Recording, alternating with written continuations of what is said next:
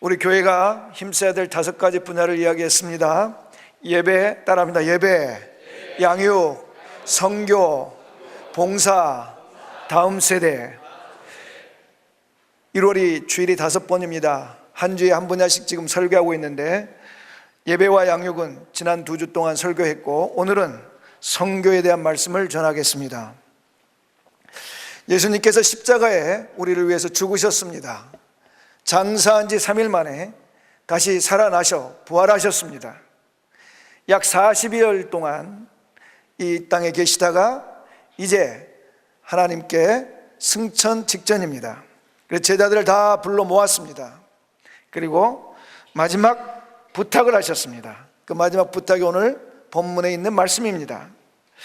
우리는 이 예수님께서 제자들에게 부탁했던 이 마지막 부탁을 대위임이라고 그럽니다. The Great Commitment라고 그러는데, 예수님이 그 하실 일을 제자들에게 다 맡겨주셨다는 거죠. 그래서 이 제자들에게 맡긴 이 일은 제자들에게만 맡기신 게 아니고 예수 믿는 모든 사람들에게, 우리들에게 맡긴 일입니다.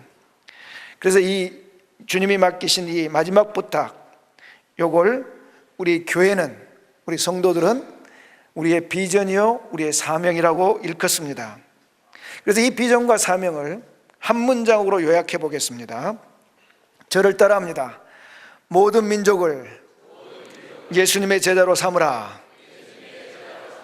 그렇습니다. 모든 민족을 예수님의 제자로 삼는 이 비전, 이 사명, 이 일을 위해서 본문 보니까 3가지 할 일이 있습니다. 따라합니다. 가라, 세례를 베풀라, 가르치라. 그렇습니다. 예수님을 모르는 모든 사람, 모든 민족에게 가라. 그리고 성부, 성자, 성령, 성삼위 하나님의 이름으로 세례를 베풀어라.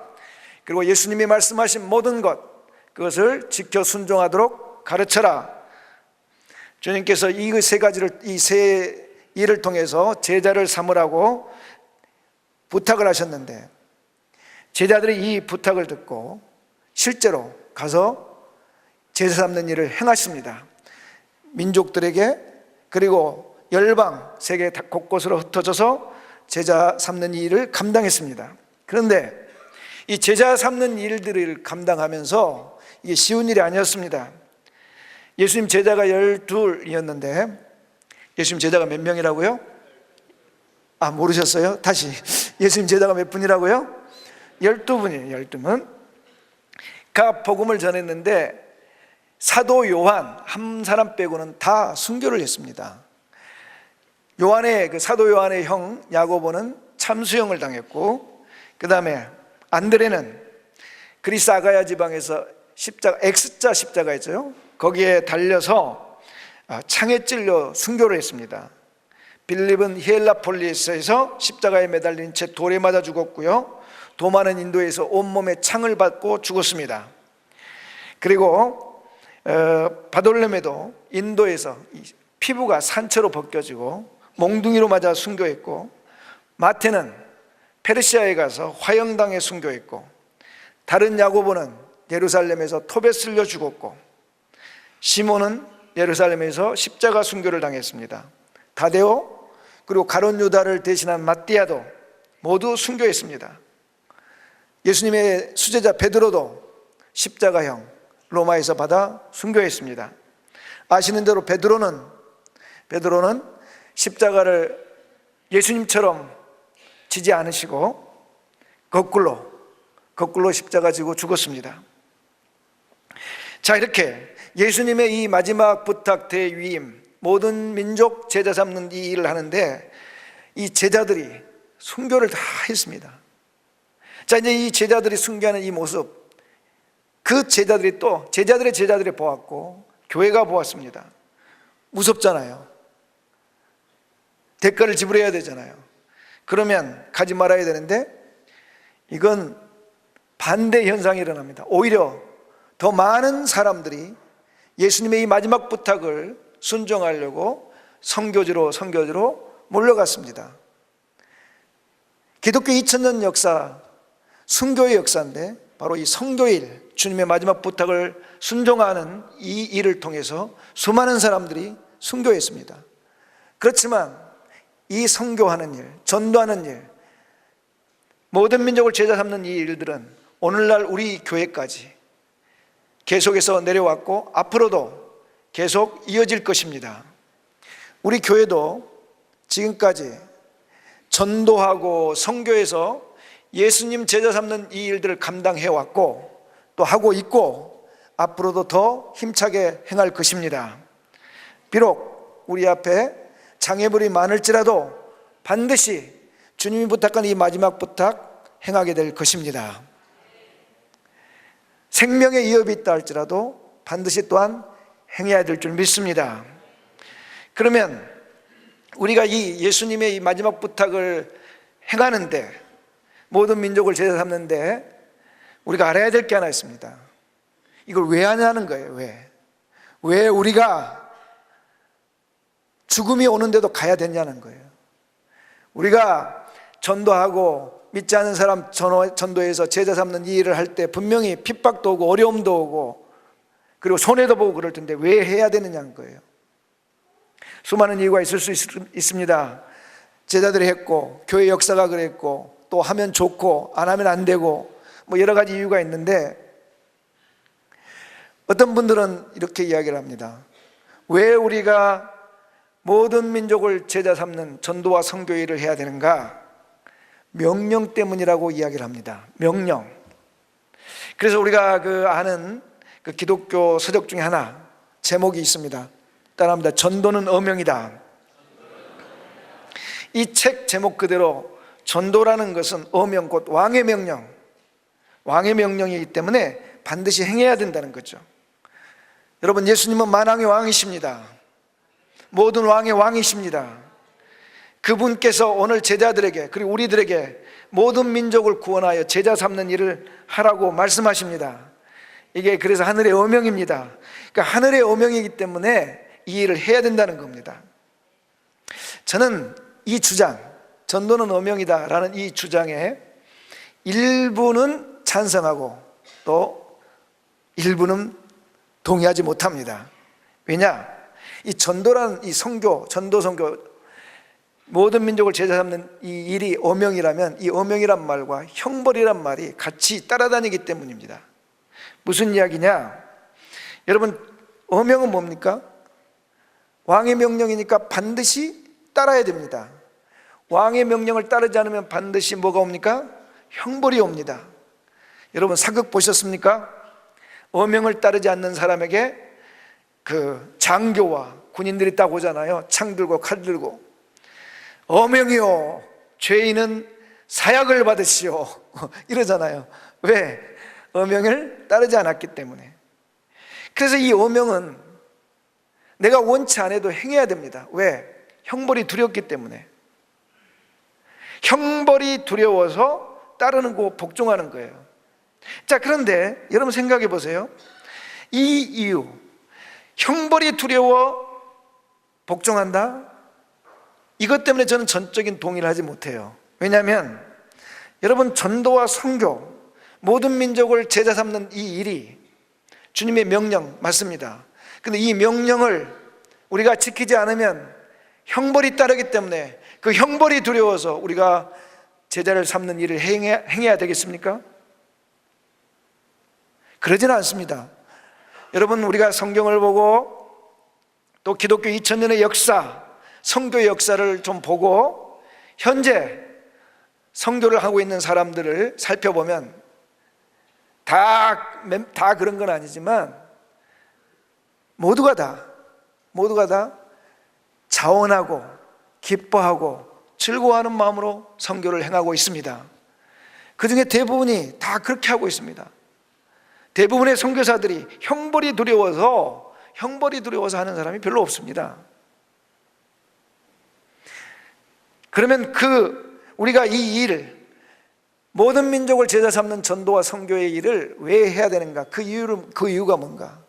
그것은 바로 사랑 때문입니다. 형벌의 두려움 때문이 아니라 사랑 때문입니다. 그게 무슨 이야기인가?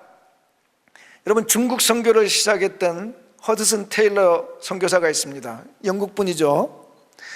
그분이 이제 선교를 하는 중에 고국 영국으로 잠깐 돌아왔습니다.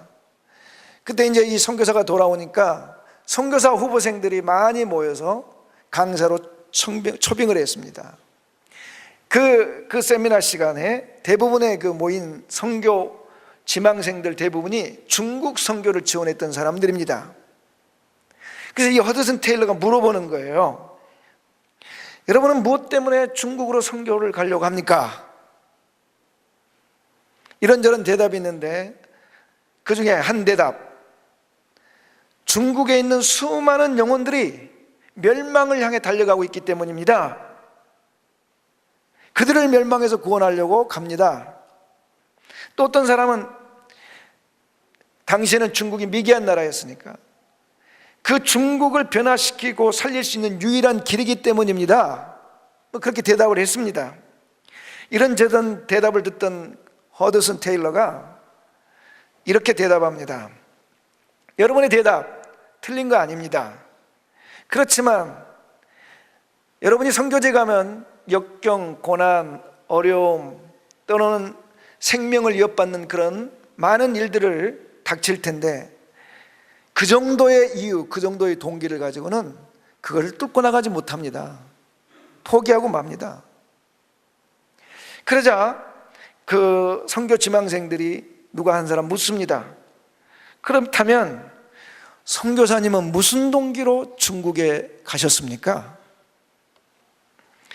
그때 허드슨 테일러가 이렇게 대답합니다. 내게 있어서 동기는 오직 하나입니다. 그것은 그들을 사랑하기 때문입니다. 중국인을 사랑하기 때문이라는 거예요. 여러분, 저는 선교를 준비하다가 이 허드슨 테일러의 말, 그들을 사랑하기 때문에 중국에 선교사로 갔습니다, 이 말, 이게 저에게는 굉장히 좀 큰 울림이 되었습니다. 왜냐? 지금까지 왜 전도해야 되지? 왜 선교해야 되지? 그 이유를 서로 나눌 때 맞아, 주님이 명령하셨기 때문에, 그러지 않으면 저 사람들 지옥 가기 때문에, 저 어려움에서 벗어날 수 있는 길은 예수 믿는 것 때문에, 이런 결과적인 걸 가지고 이유를 찾았습니다. 그런데 그 중국 사람들을 사랑해서 갔다는 거, 여러분, 허드슨 테일러가 중국 가면 중국 사람들이 잘 오셨습니다, 오셔서 감사합니다, 당신이 말한 대로 우리가 예수 믿을게요, 당신이 말한 대로 우리는 그대로 지키고 행할게요, 그렇게 반응하지 않습니다. 왜 왔냐고, 너가 전하는 예수가 뭐냐고 거부하고 협박하고 방해하고 핍박했습니다. 그런데 그들을 사랑한다니까요. 그들을 사랑한다니까요. 그게 정말 저에게는 너무나 큰 울림이었습니다. 아, 그렇구나, 내가 뭔가를 잊어버리고 있었구나. 여러분, 우리가 왜 전도를 합니까? 그 사람을 구원하려고? 우리가 왜 선교제를 갑니까? 그 사람들을 새롭게 만들려고? 아닙니다. 이유는 딱 하나입니다. 그들을 사랑하기 때문에 해야 되는 줄 믿습니다. 그러면 이 허드슨 테일러 안에 어떻게 그 중국인을 향한 사랑이 그의 마음속에 들어왔을까 하는 거예요. 그것은 바로 하나님의 사랑 때문입니다.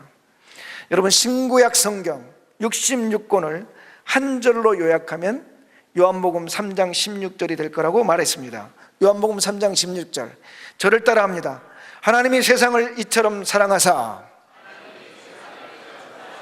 독생자를 주셨으니 이는 그를 믿는 자마다 멸망치 않고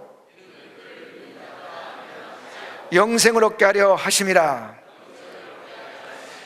여러분, 이 구절에 의하면 하나님께서 하나님 하나밖에 없는 유일하신 아들 예수님을 우리를 위해 이 땅에 보내신 이유를 말하고 있습니다. 그 이유가 뭡니까?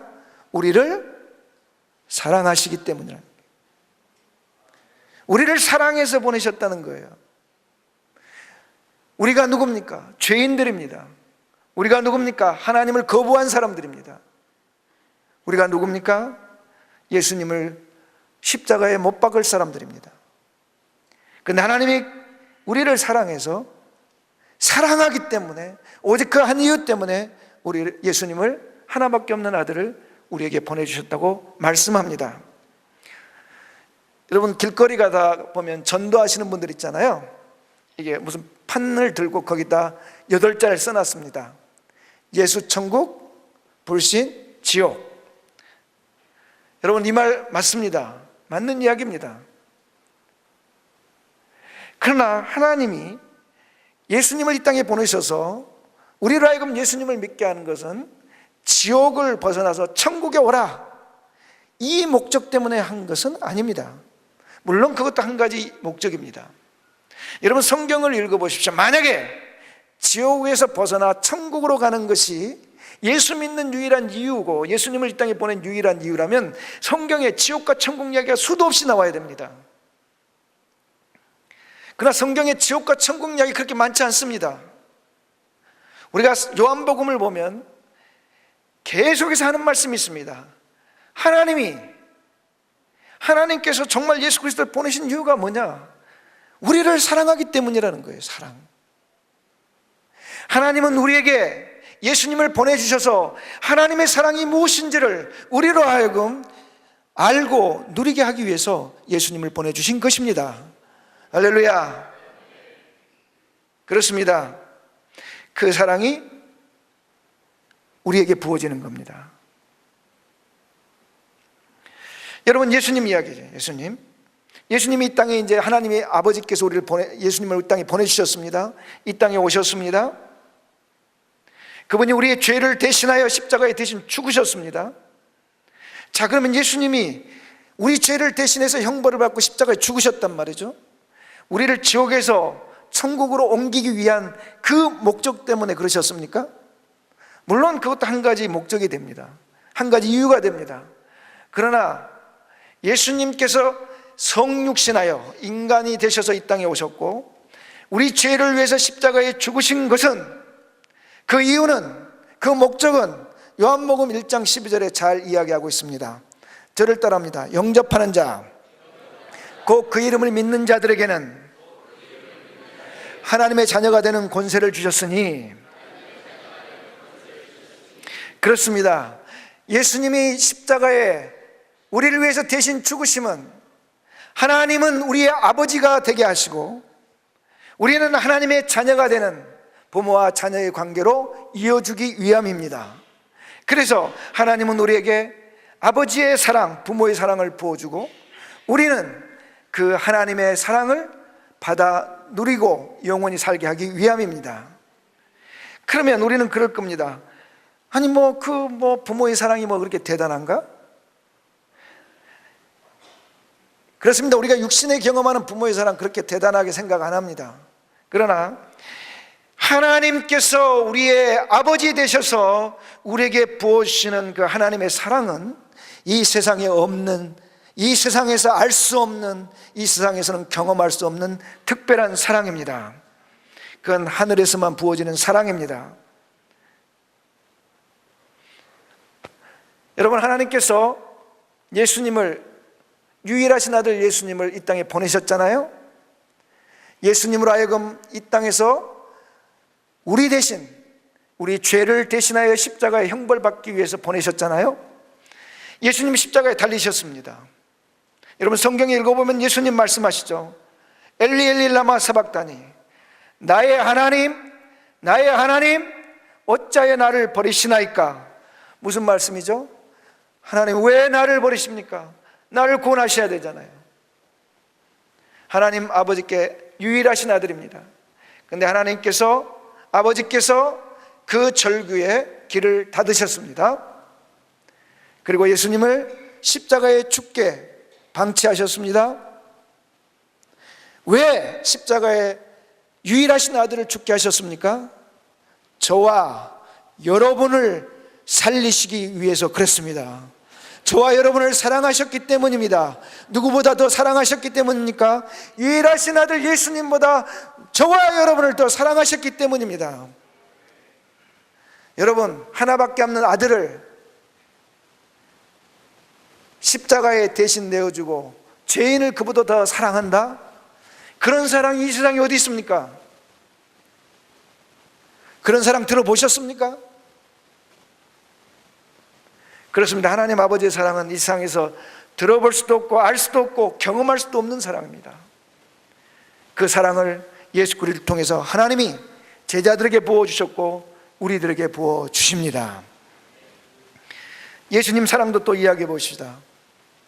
예수님 십자가에 당신의 목숨을 내어놓으셨습니다. 죽지 않아도 되는 그런 죽음을 죽으셨습니다. 성경에서는 증거합니다. 예수님의 그 죽음이, 십자가 죽음이 저와 여러분 죄를 위해서 대신 죽으신 거라 말씀하셨습니다. 예수님은 바로 저와 여러분의 죄를 대속해 주시기 위해서 당신의 목숨을, 생명을 십자가에 주셨습니다. 이것은 무엇을 의미합니까? 예수님이 당신 생명보다 누구를 더 사랑하신다는 겁니까? 우리를 사랑하신다는 겁니다.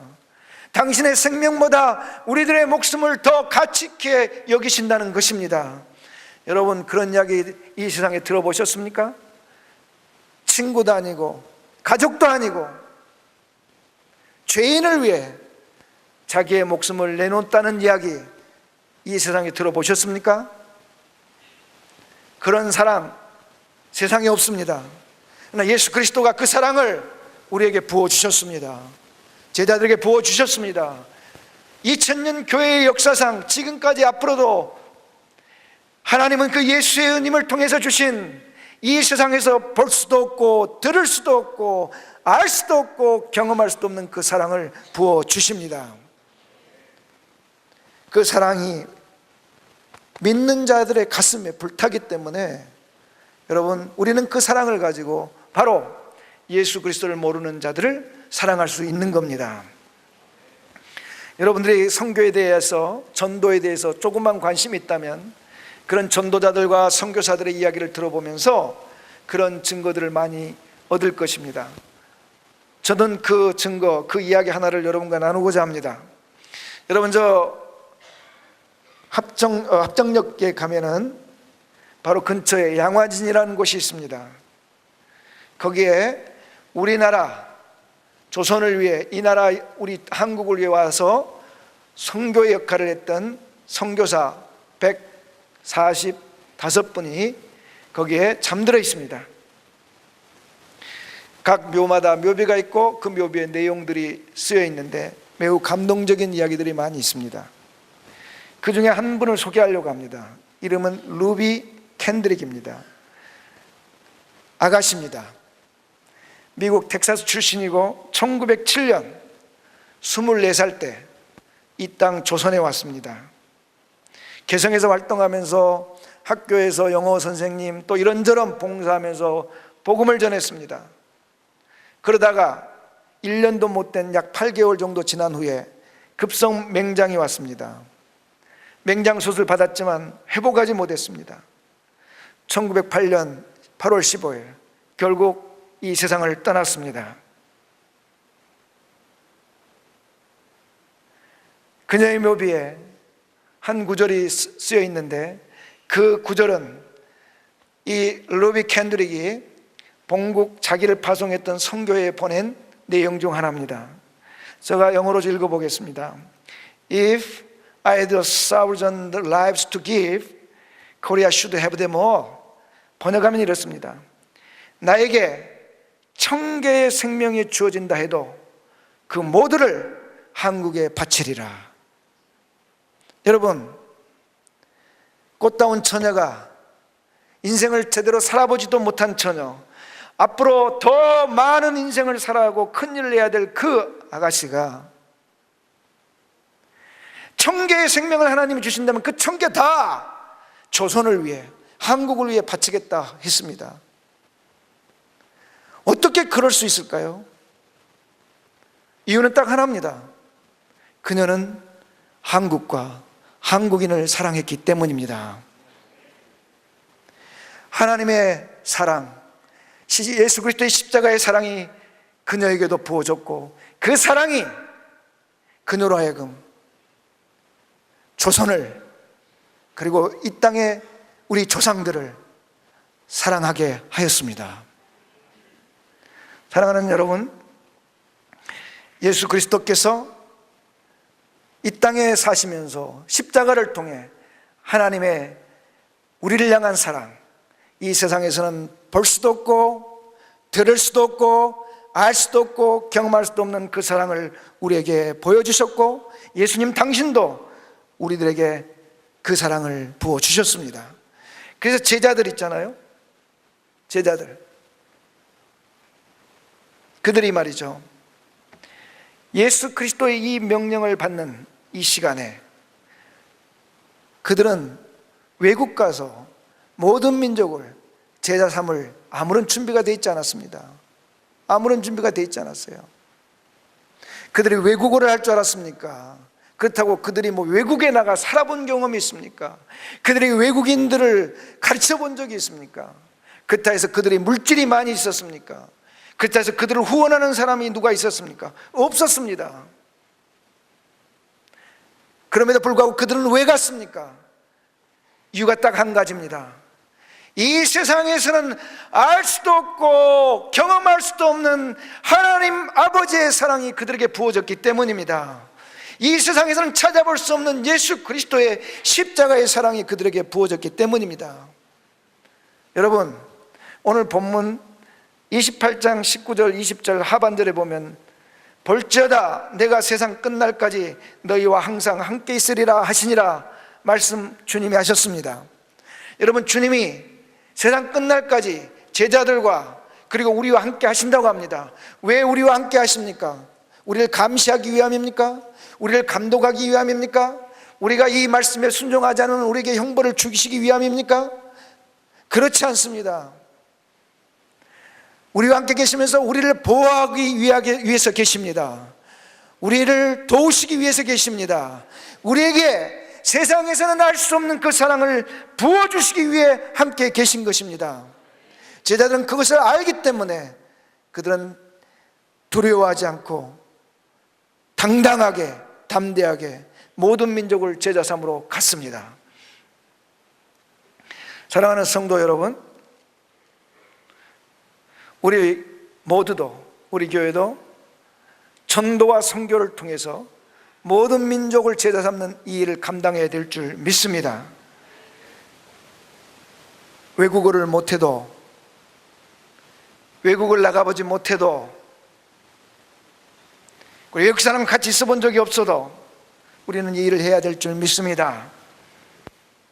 나이가 들어서 거동이 불편해도, 지식이 짧아도, 형편이 안 돼도, 돈이 없어도 이 일을 감당해야 될 줄 믿습니다. 이유는 단 하나입니다. 세상이 알지도 못하는, 세상에서는 볼 수도 없는 하나님의 사랑이, 예수 그리스도의 사랑이 우리에게 부어졌기 때문입니다. 저는 앞으로 우리 교회가 이 전도와 선교를 통해서 수많은 영혼들을 예수 그리스도의 제자로 삼는 그런 힘있는 교회, 제자 삼는 교회, 그런 교회의 모범이 되기를 소원합니다.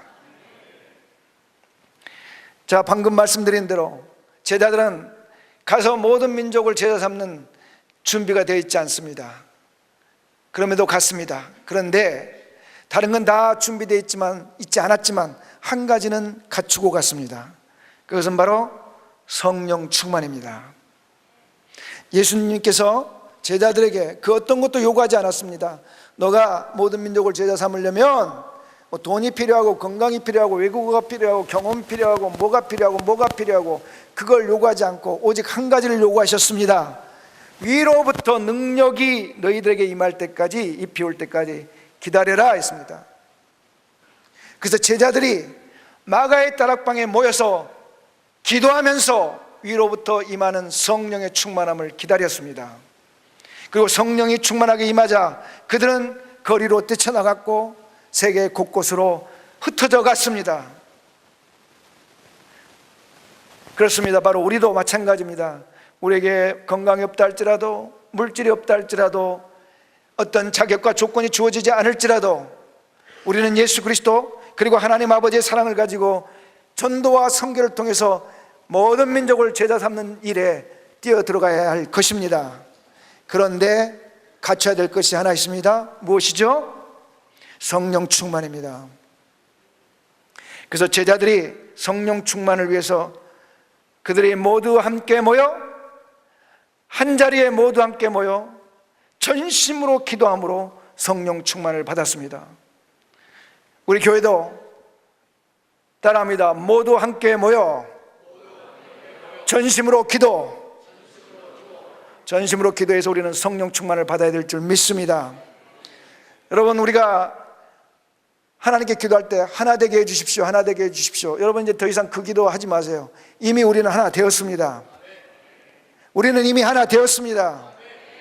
하나 된 우리가 이제는 주님이 부탁하신 모든 민족을 제자 삼는 일을 감당해야 될 줄 믿습니다. 그 일을 위해서 우리는 성령 충만해야 되고, 그 성령 충만을 위해서 모두 함께 모여 전심으로 기도하는 일을 시작해야 됩니다. 그래서 3월 한 달 동안 우리 교회는 전 교인, 전 가족 총동원 새벽주의를 합니다. 새벽 예배를 합니다.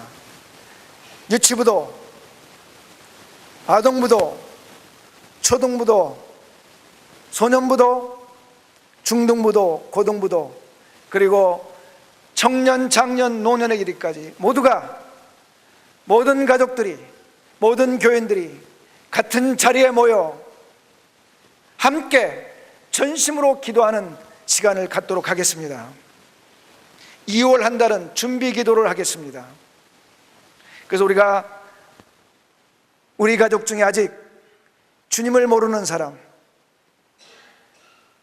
그리고 우리 교회 성도들 중에 아직 교회를 나오지 않는 사람들, 그들을 위해서 기도하고, 또 우리가 전도해야 될 사람들 이름을 부르면서 2월 한 달 기도하고 3월도 기도하면서 우리 모두가 함께 모여 이곳에서 기도할 때 하나님께서 우리에게 성령을 부어주실 줄 믿습니다.